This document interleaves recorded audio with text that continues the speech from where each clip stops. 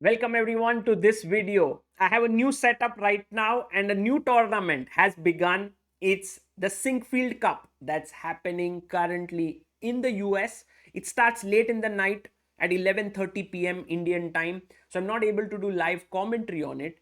But in the third round, we had a huge encounter. Praggnanandhaa and Gukesh faced off against each other and it was a very exciting game. I'm going to take you through that game and I'm going to ask you a few questions in between. So get ready to solve them. Let's go. Okay, so Pragg is playing with white pieces. Gukesh has black. The game starts off with d4 and Gukesh goes for the Queen's Gambit decline. Pragg goes for the Catalan. Check, bishop d2, bishop goes back, bishop g2, both castle, c6, the closed Catalan, queen c2, knight bd7. He brings the rook into the center and puts his bishop on f4. This is not the most common way to play against the Catalan, this idea of a5 and b6, but I believe this was Gukesh's preparation. Knight d2, knight h5. They were both blitzing out their moves until this point. Now the first moment where Pragg thinks a bit, pushes his pawn to e4.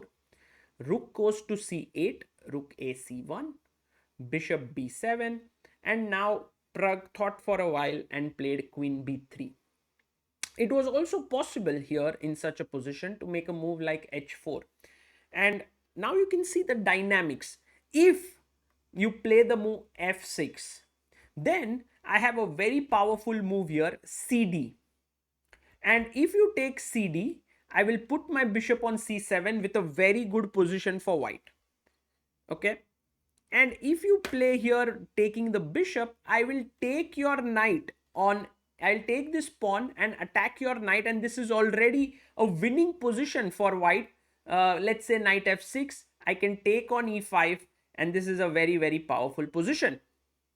So these were some lines, it's already quite complex. And I think when Gukesh and Pragg play each other, it's always very, very complicated. Queen b3 was played, f6, and now bishop goes back to f4.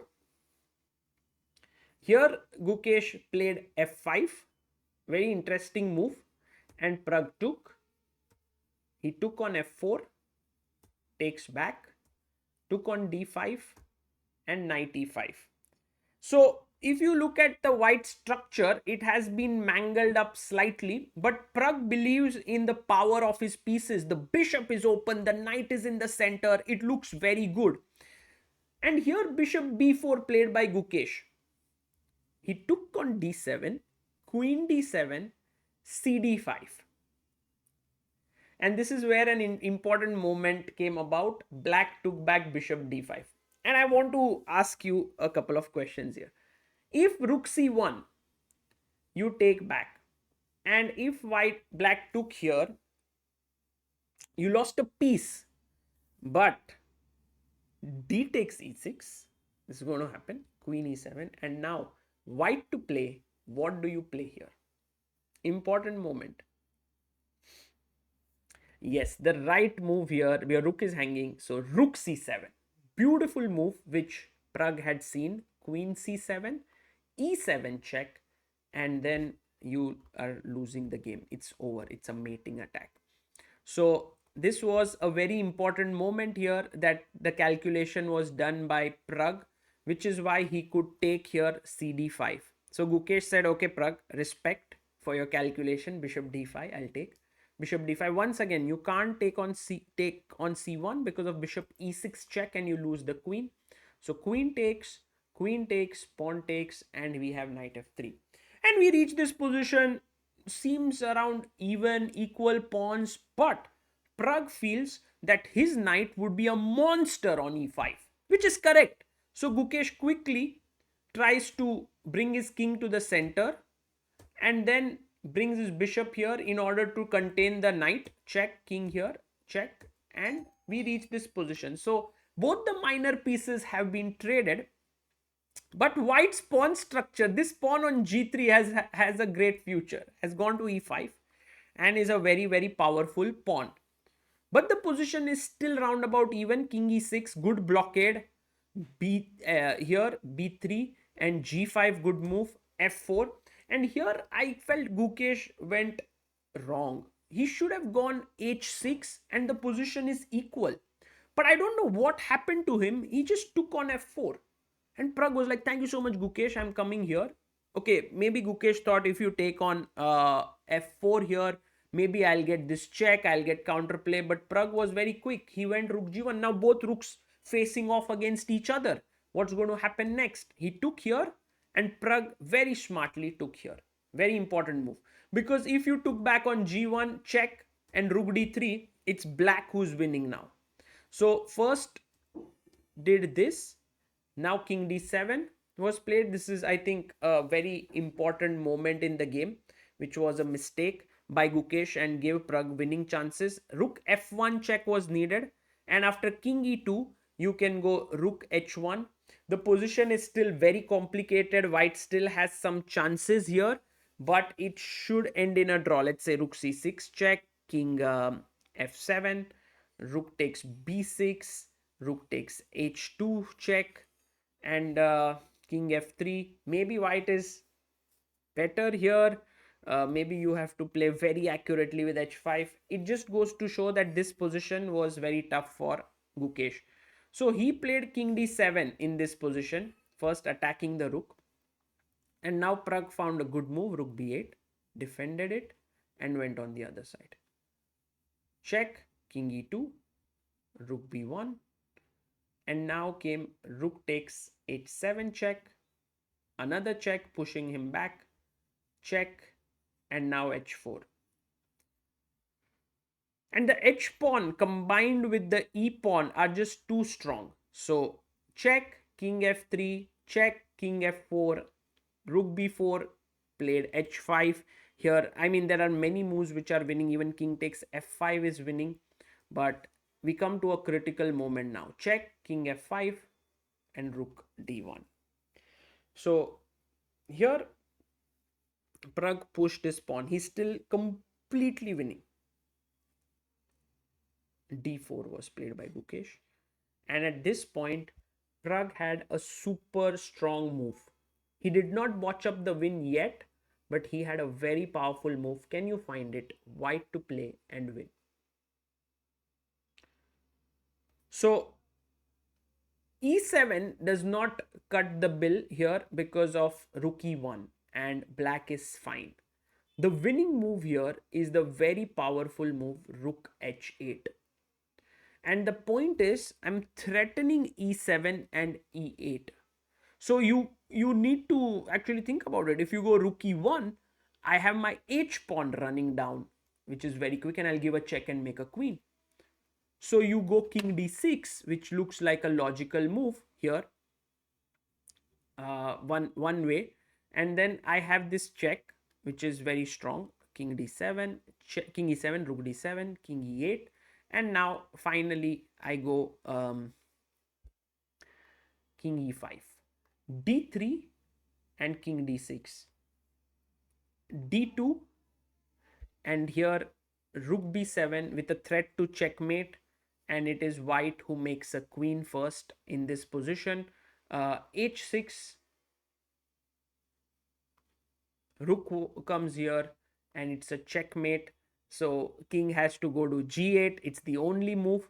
And then I go check, king h8, and rook g2. Very important move. Defending this way, and now my pawn is queen. So some bit of care had to be taken there.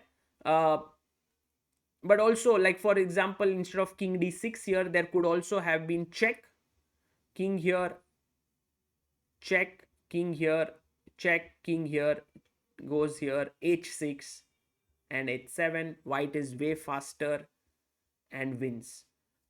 And instead of king g5, instead of giving a check, you can go king d6. But once again, a very strong move here. White to play and win. What do you do? Yes, there is h6, king e6, h7, and you cannot stop the pawn from queening. So these were some of the lines that would have won the game for Pragg if he had played rook h8. Instead, he went rook d7, and this allowed Gukesh some chances. He's still winning, by the way. Pragg is winning. Check, king here, check, king here, check. And I think this is a critical moment to decide where to move your king. And I think you can think about it. It's not at all easy. Pragg went for the move king e8, which is a big mistake. It's now a draw. He should have played king e7. And the point behind it is very tough. If here rook h1, now white to play, what do you do here? The key move, which I think Pragg had missed here, is the intermezzo, the intermediate check. If you take here, this is a draw. But the intermezzo is check.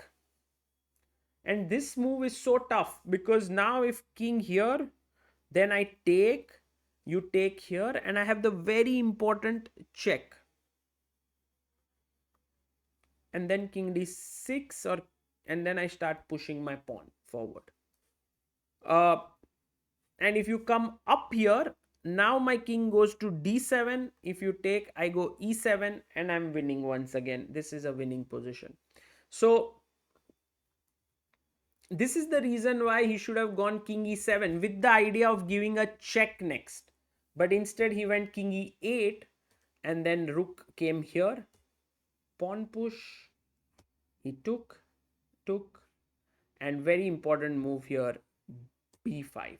That was found by Gukesh, and this gave him a draw because he's going to sacrifice his rook for this pawn, and then he's going to get white's rook for that pawn. So check, king here takes here, and in the end the game ended in a draw. What a game this was. Beautiful chess there by Pragg actually, and hard luck for him. He's been finding it a bit difficult to outplay Gukesh. I mean, he's finding it easy to outplay Gukesh. He's outplaying him, but he's not able to win against him. I think in Tata Steel it happened, in Prague Masters it happened, and once again. So there's some kind of a thing that is stopping him from winning. For Gukesh, this is the third draw in a row. So as for Pragg as well. The leaders on the tournament are Firouzja and Nepo with one win. This always happens at Sinquefield Cup. They get the best players in the world, so the draw rate is pretty high in this time control. It's a little bit like the candidates in a way.